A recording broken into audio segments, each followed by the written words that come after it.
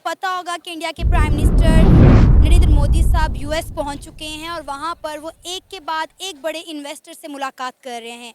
उन्होंने Elon Musk से मुलाकात की तो इलॉन मस्क ने खुल्लम खुल्ला बड़े ओपनली ये कहा कि I am a huge fan of Narendra Modi.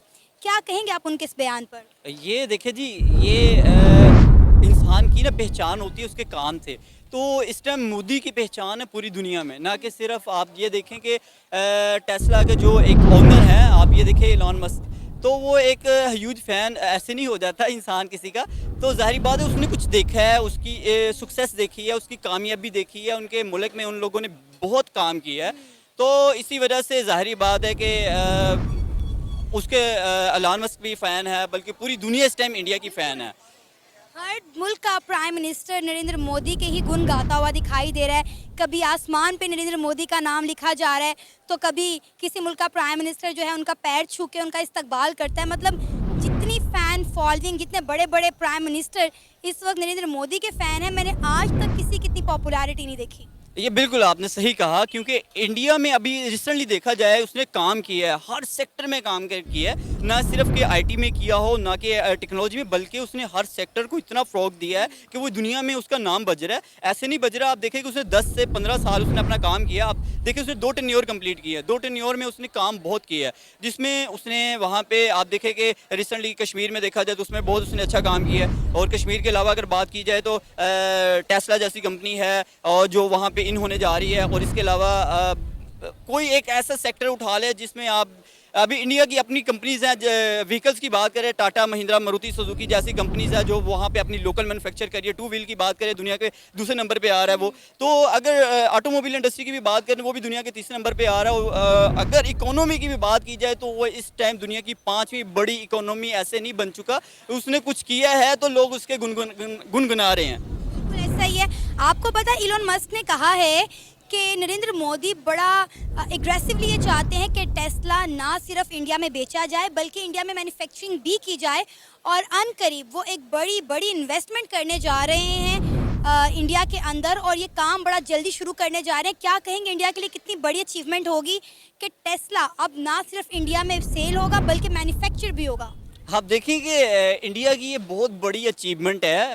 मैंने जैसे कि पहले भी कहा कि उन्होंने सिर्फ ना कि लोकल अपनी मैन्युफैक्चर की हैं गाड़ियाँ, बल्कि उन्होंने मर्सिडीज जैसी कंपनीज़ की भी वहाँ पे गाड़ी मैन्युफैक्चर की है, टोटल मैन्युफैक्चर करके दुनिया में अपना एक नाम बनाया। अब देखिए टेस्ला का एक नाम लोकल नाम नहीं है, एक बहुत लग्जरी गाड़ी में आता है और कंप्यूटराइज गाड़ी है। और आप उसको देख के खुद आपका दिल करेगा यार क्या कमाल की गाड़ी है टेस्ला की। तो वो टेस्ला जैसी कंपनी अगर टोटली मेड इन इंडिया होगी तो इंडिया तो ज़ाहिर बात है पहले भी वहाँ इन्वेस्टर आने को तैयार है। इन्वेस्टर की बहुत बड़ी जो है एक बहुत बड़ी एक मार्केट देखी जा रही है इंडिया। तो इंडिया बहुत आगे जा चुका है, इंडिया का कोई मुकाबला नहीं है। अगर हम अपने उसके मुकाबले में अगर अपने पाकिस्तान की बात करें तो पाकिस्तान तो दिन ब दिन यहाँ से जो इन्वेस्टर है आने की बजाय जो ऑलरेडी इन्वेस्टर है, जैसे कि एक शेल जैसी कंपनी है, वो यहाँ से जाने को जा चुकी है। और रिसेंटली अगर बात करें सुजुकी जैसी कंपनी भी यहाँ से अपना सेटअप शट डाउन कर चुकी है, 70% अपना क्लोज अप कर चुका है और बाकी 30% है तो वो एक छोटी गाड़ियां हैं। और अगर स्विक की बात करें तो रिसेंटली 3 माह में पाकिस्तान ने एक गाड़ी भी सेल नहीं कर सका।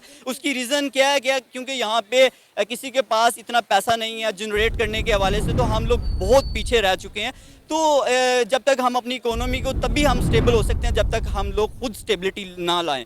तो स्टेबिलिटी लाने के लिए हमारे पास जब तक अपने मुल्क को स्टेबल करें सबसे पहले, और फिर कोई लॉन्ग टर्म कोई हमारे मुल्क में रहता है 10 साल के लिए, 5 साल के लिए, या कुछ जो भी एक लॉन्ग टर्म पॉलिसीज़ यहाँ पे की जाएंगी तो शायद कोई सोच कर हमारे मुल्क में है। अदरवाइज़ यहाँ पे पाकिस्तान में इन्वेस्ट करने को कोई तैयार नहीं है। अब आप देखें कि नरेंद्र मोदी साहब जो यूएस गए हुए हैं वो वहाँ पर जाकर एक से बड़े एक इन्वेस्टर को मिल रहे हैं। ऑलरेडी हर इन्वेस्टर उनके मुल्क में आकर इन्वेस्ट कर रहा है और करने को तैयार भी है, लेकिन उसके बावजूद भी वो अपने मुल्क में इन्वेस्टमेंट खींच खींच के ला रहे हैं। आपने कभी पाकिस्तान के किसी प्राइम मिनिस्टर को पाकिस्तान के लिए ये सब करते हुए देखा है? हमने जब भी बाहर का दौरा किया है हमने हमेशा कर्जे मांगे हैं। हमने कभी कहा है किसी इन्वेस्टर को, किसी कंपनी को कि आप आएँ और हमारे मुल्क में आके इन्वेस्ट करें? अब बिल्कुल आपने सही कहा, लेकिन हमारा प्राइम मिनिस्टर है कौन यहाँ पे? ये तो सोचने वाली बात है, सबसे बड़ी बात है। जब तक हम अपने प्राइम मिनिस्टर को लोगों का इत्मीनान ही नहीं है, लोगों को इत्मीनान हासिल होगा तो लोग यहाँ पे ट्रस्ट करके आएंगे ना। आप देखिए आपका प्राइम मिनिस्टर कौन है इस टाइम? वो प्राइम मिनिस्टर है जो कहता है बेगर नॉट चूज़र। ठीक है, तो उसको कौन देगा? वो तो हर मुल्क से जाके भीख मांगता है, अपना पैसा मुल्क में लाने को तैयार नहीं है। तो इंडिया में देखा जाए नरेंद्र मोदी जैसा एक इंसान जो अपने मुल्क में पैसा इन्वेस्ट कर रहा है और इन्वेस्ट करने के अलावा अपने मुल्क का पैसा मुल्क में रख के वो काम कर रहा है, अपने मुल्क के लोगों के लिए मुखलिस है, अपने मुल्क के लोगों के लिए। और लोग देखते हैं, आप देखें कोई भी प्राइम मिनिस्टर जब किसी दूसरे ममालिक में जाता है तो उसकी तमाम की तमाम हिस्ट्री उसके सामने होती है कि ये बंदा किस तरह का है। बेशक मे बी वो करप्ट हो, लेकिन करप्ट, अगर वो करप्ट हो तो क्या उसने अपने मुल्क को नहीं उठाया, लेकिन उसने एक नाम बना लिया, अपने मुल्क का नाम बना लिया।